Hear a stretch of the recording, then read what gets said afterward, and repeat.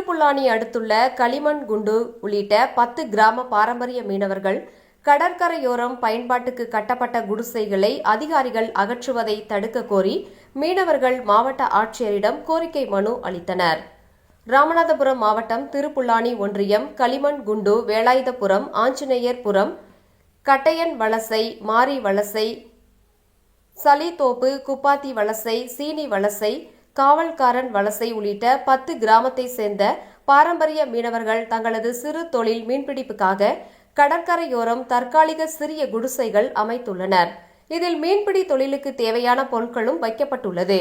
பல தலைமுறைகளாக பயன்படுத்தியும் வந்துள்ளனர். இந்த நிலையில் கடற்கரையோரம் அமைக்கப்பட்டுள்ள மீனவர்கள் குடிசைகளை வருவாய்த்துறை அலுவலர்கள் அகற்றியதாகவும், இதனால் தங்களது மீன்பிடி தொழில் பாதிக்கப்படும் என கூறி 10 கிராமத்தை சேர்ந்த 200க்கும் மேற்பட்ட பாரம்பரிய மீனவர்கள் மாவட்ட ஆட்சியர் சிம்ரன்ஜீத் சிங் காலோனிடம் கோரிக்கை மனு அளித்தனர்.